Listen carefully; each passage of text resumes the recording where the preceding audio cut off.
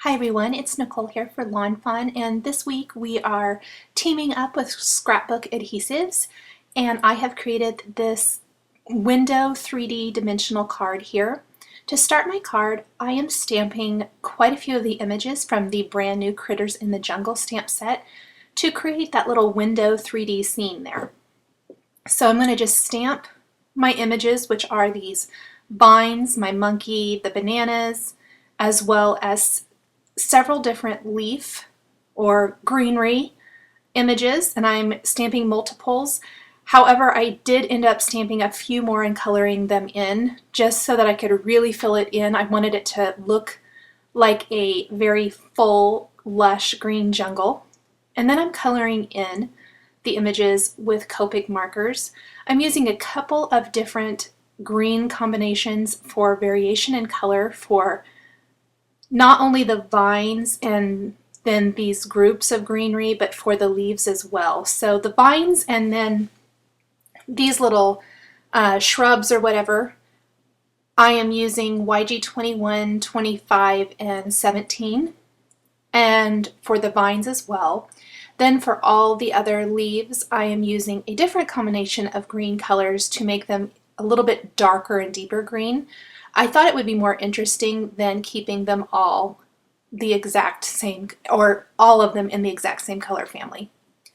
I'm going to keep blending these out till I get the color that I want. Here is my other grouping of colors, and initially I thought this green was not really, I just kind of thought it might clash, I guess. But once I added my mid-tone and my darkest color, I really liked how they turned out. Now, initially, I thought this was a little too close to my base color, so I went in with a really kind of deep dark color along the center seam and then spread it out just a little bit to really deepen these leaves, and I ended up really liking it. I'm going to blend that out with my mid-tone then and go back with my base color to blend that out. And I colored all of these the exact same way. Next, I'm going to color in my monkey using just some shades of E. I used E31, 55 to color him in initially. Little pink for his cheeks with R20. Again, this is E31 for his face. Then to darken him up, I used a little E57. And I used a pretty light hand at first to darken it up. Once I blended this out, I thought I needed to darken him a little bit more. So I did go ahead and do that. Right now I'm blending back with my mid-tone color, the E55. And then I just keep building from that point. Once I have his coloring the way I want it to look, I did go ahead and go in and use some of that little dot detail that I like to do to give a little texture to him. Again, I'm still darkening up his body the way I want it to look so that there's some definite shadowing and dimension there. There I'm going to add a few little dots with E55 to his face, E55 to some of the lighter parts on his body, and then E57 to any of the darker areas on the monkey. And I just like how it adds a tiny bit of texture to the image. Go ahead and color in his nose with the E57. Then I'm going to use Y11, Y08 to color in my bananas. Used Y11 for my base color, then Y08 for my mid-tone color, and then went in with an even a little bit darker Y18 to really darken it up and add a few little shadows here and there until I get the color exactly the way I want it to look. And then I went back to my initial green combination, only using YG 25 and 17 for the vine. And then I took one of my other colors that I used for the other leaves, a dark color, and added just a tiny line to each leaf after I blend all those out, just for additional texture. Once everything is colored in, I'm going to grab all the coordinating dies and use some Post-it tape to hold these all in place. Since I've already gone through the work of coloring all of them, I would hate for the dies to shift. Even though I'm using the magnetic platform for the Big Shot, I've had them shift before, and it will ruin all of your hard work. So I love to use a little Post-it tape. You could also use washi tape or something like that. I'm going to go ahead and die cut as many of the images as I can with one pass of the machine. Then I will go ahead and die cut any of those or any of the rest of the images that are duplicates. Next, I'm going to take a sheet of white cardstock and use the largest A2 sized stitched rectangle die and then one of the small stitched square dies right inside that. Again, I'm taping them in place so they don't shift. And I'm going to die cut this all with one pass of the machine. This is going to be my window for the dimensional portion of the card. This would also make a great shaker if you want to do something like that. Then I'm going to die cut that small stitched rectangle again out of some blue cardstock. That's going to be the inside or the sky for the scene that I'm going to create.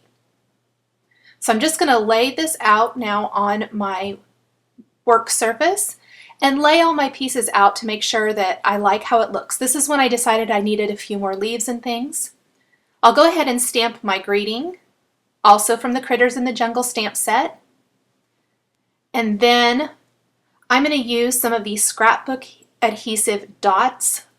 They're little glue dot type adhesive that are great for adding just a tiny bit of adhesive to die cut pieces like this, especially, I think.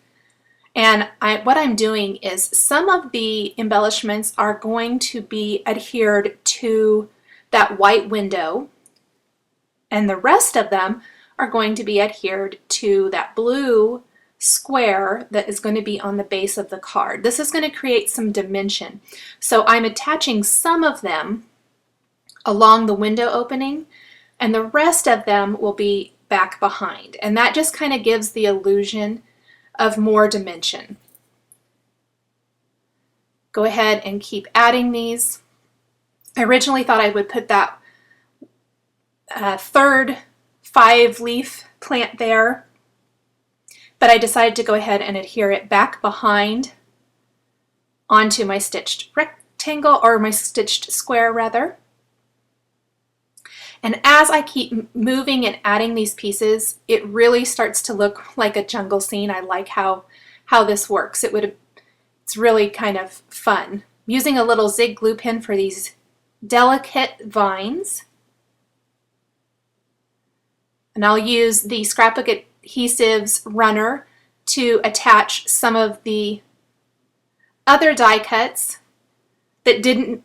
The little glue dot ones worked great for anything that I just needed a tiny bit of adhesive. So where I was attaching it to the frame portion and I didn't need adhesive all over, those worked great for that. Otherwise, I used the runner, which is also a permanent adhesive, to attach some of those other embellishments. I'm going to finish adhering all of my leaves and things, again, some of them to the frame, some of them to the background, and then I'll be ready to use some of the Scrapbook Adhesives foam adhesive to make this dimensional and finish up my card.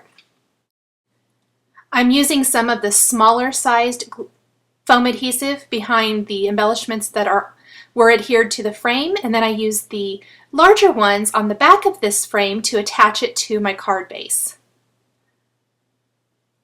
Once I have all of that in place, I'm going to go ahead and take a little liquid adhesive and glue some silly eyes to the monkey and a scattering of pretty pink posh sequins throughout the rest of the card for embellishment. And that will finish up this card design. I hope you've enjoyed this video showcasing Lawn Fawn stamps and dies used with Scrapbook Adhesives. The supplies I've used are listed and linked below the video on YouTube. Thanks for watching, and we'll catch you next time.